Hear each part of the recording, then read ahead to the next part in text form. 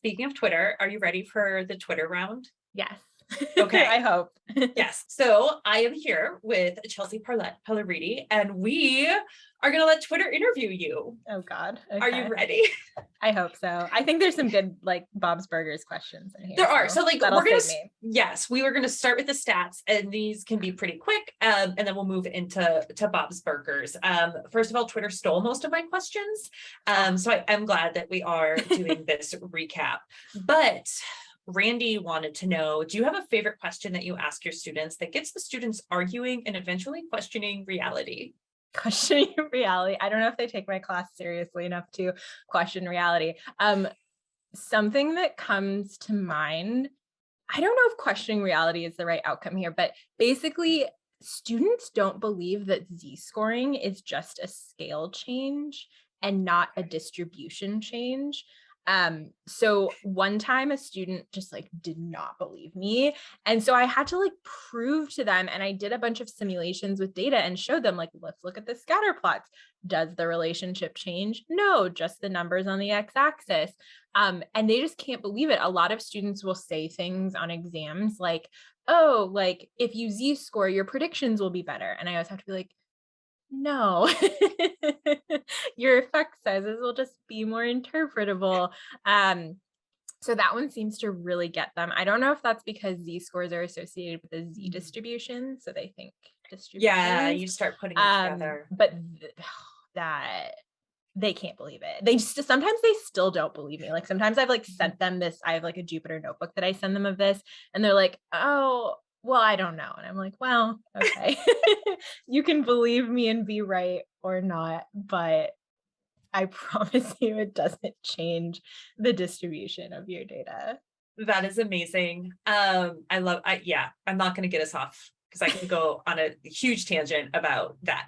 So Randy wants, just ask that one. Health stats dude, what is your favorite thing to teach and why? Ooh, subject or concept? I think this could be as granular or as macro as you want it to be. Okay, I'll go macro first. My favorite thing to teach is something that people think they're going to hate. And then through learning about it, discover that they love it. So that could be anything from, gradient descent to data science in general. But I love taking something that someone thought was too difficult for them or not interesting and showing them how it can be interesting. So that's on a macro level. On a micro level, I would say I'm actually really excited for teaching a deep learning class next semester. So I typically teach data science at the intro level, which means, we're covering all the basic models, we're learning about model validation. And this is a chance to like basically do more math and dig deeper and teach them about deep learning architectures. And I think that is currently what gets me the most excited. I have like 10 textbooks that I'm looking over and like trying to prep all my lessons. So that is very exciting. Yeah, that sounds like a lot of fun. I would definitely take that class. So. Well, it'll be on YouTube, so you technically perfect. All right, I'm going to add your YouTube to everything as well, so that we don't have to miss deep learning. Yes, that is another place to find me. Did forget about that. I am on like all social medias. You can just find me. Totally fair. So Brandon wants to know, what is a statistics topic that you wish you could go back and teach your student self, like you as a student, that would have saved you a lot of confusion and heartache? All of statistics. I think two things. One, at an intro level, I wish we talked more about like different types of statistics. So even you mentioned that like when we teach null hypothesis significance testing, we just teach it as statistics. We don't give other options. So, talking a little bit more about like, how do you form like a likelihood ratio test? What are Bayesian statistics? That I would want to go back and tell myself, because I did feel at the time, like I think everyone feels that like this is statistics, like this is what one does. And I wish I knew more about like the expansive different ways that you could do statistics. On a more advanced level, random effects in linear models. I feel like I'm still learning more and more every day about this. Gelman and Hill have like a really good book that talks about some of this, but I don't think that the way that most people learn about random effects or like mixed effect models makes sense.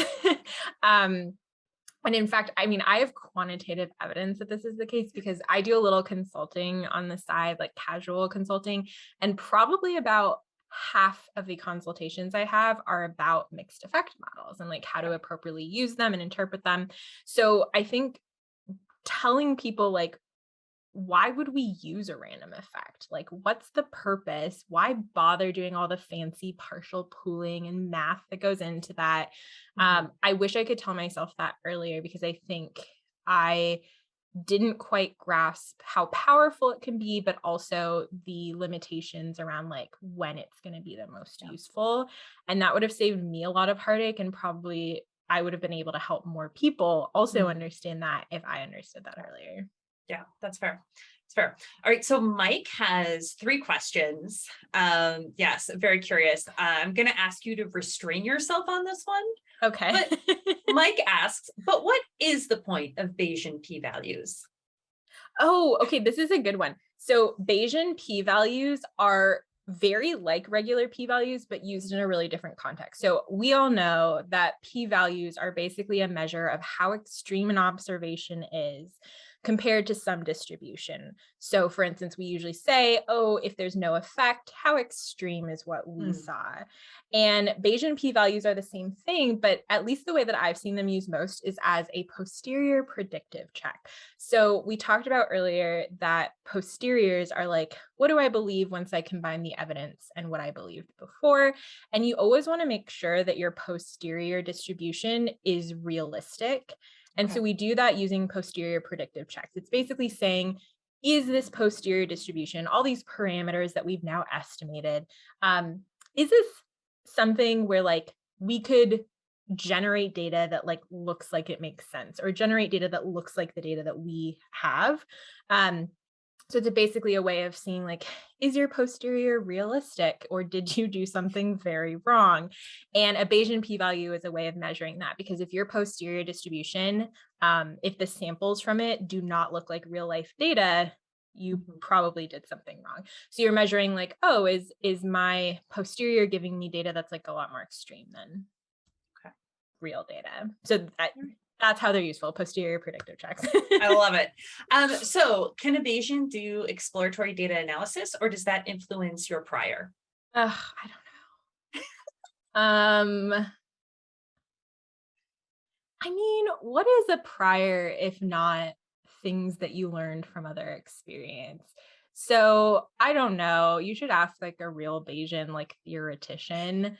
I'm sure it's fine. It kind of probably depends on, are you doing Bayesian hypothesis testing, or are you doing parameter estimation? Because if you're worried about like a false discovery rate or like a family-wise error rate, then yeah, maybe that'll be a problem. But I don't know. My answer to that is, I don't know. Ask someone a lot more knowledgeable than me, but like, I think it's fine. Fair. So last stats question. If your office was on fire and you only had time to do one model diagnostic before your computer melted, what would you choose? Realistically, my model diagnostics would not be available because I would be like currently running them because they take so long to run. I guess if it was on fire, I would just print out the summary of my stand model and look at the effective sample size, because that would already be there and I wouldn't have to like call any other functions, so that I could just, get out because my office is on fire. Totally fair. All right. Now it is time for what I think are the Yes. hardest questions. And I think you know where this is going. I do. So Nate wants to know, would Frasier or Niles be a more difficult statistics student? Frasier would be more difficult, because I think Niles has like the neuroticism levels that you need to excel in statistics. Whereas I feel in my heart that Frasier would be the type of student who like thinks he knows everything and isn't willing to listen to you tell him how he's wrong. And he's not, I mean, don't get me wrong, he's very neurotic, but not in the same way or to the level that Niles is. So I think Frasier would be the worst. What it would be close. Yeah, it would be close. Frasier more likely to say that maybe, not take your advice on Z-scores is what I'm hearing. Yeah, exactly. Yeah. Exactly. But would also come prepared with his own simulations and evidence as to why you were wrong. Niles would too. True. Yeah, you'd be in a lot of trouble. That's a tough one. Yeah. But maybe like Frasier from Cheers would maybe not be as bad as Frasier from Frasier. This is true. This is a deep cut. Frasier was on Cheers. Yeah, that's true. Definitely a little more. And then we could throw Lilith in, but we won't go that far. Lilith would be the best. I would want to learn statistics from Lilith. I was gonna say, I feel like Lilith would be that student who ends up teaching the class, like no matter what. Fair. So we have not yet talked about one of our favorite TV shows, Bob's Burgers, which that's an episode in and of itself. Yes, so a podcast in and of itself. A podcast with like billions of episodes. Yes. Just like every day, more content for the content machine. So really people had some tough questions for you about Bob's Burgers. And I'm going to tell you, you cannot opt out. Like you've got to choose one in this next question. You cannot tell me no, you can't tell me Team Zeke. You can't tell me all of them. Well, I am Team Zeke for Tina. Yes. I mean, thruple with Jimmy Jr. Yeah, absolutely. Like we all love Zeke, but Brandon wants to know if you are Team Tina, Team Louise, or Team Jean. Okay, this one actually isn't that hard. I love all of them, but I am solidly Team Louise. Okay. I love her chaos energy, and I think she is the sweetest underneath all of like the sass and rebellion. I think you do too. I have a Louise costume that I may wear for Halloween this year. So I'm solidly Team Louise, but like I love them all. Yeah. When I thought about this, I want to be Team Louise and I want to be Team Tina, but I'm really Team Jean because I just want to make weird noises and eat junk food. Like that is like and make inappropriate innuendos for you. Like Jean just like lives his best life. Like I just love it. I just love how into like his very unfettered. Yeah. Because even Louise and if you've seen the movie, has like some moments of caring what people think, and Tina, that's all she does. And so I do admire that about Jean. Just being like, I'm gonna be myself. It's amazing. Or when do you remember the episode where he is going into the music shop and playing the synthesizer? And then Louise and Tina like come in and try and like fight the store owner. They do, it wasn't whatever. And he literally is like, I know how I want to solve my problems, and like you should just let me do it. And I was like, that mad props. I feel like that takes a lot of introspection to like know how to handle yourself and how you want to process situations. Yeah, absolutely. Yeah, he's just very sweet kid. So huge fan. I have another final Bob's Burgers question, and this is a choice from Mara. And so maybe a deep cut for people, but we need to know if you are good Kuchi Kopi or bad Kuchi Kopi. Oh, God. I love them both so much. Well, I physically like bad Kuchi Kopi with, the boobs because he's got nubs the like and the because he was melted in the oven for people who don't know. But I think I like, good Kuchi Kopi is not good. He's like scheming and smart almost. So I kind of like that. So I think I'm Team good Kuchi Kopi. Okay.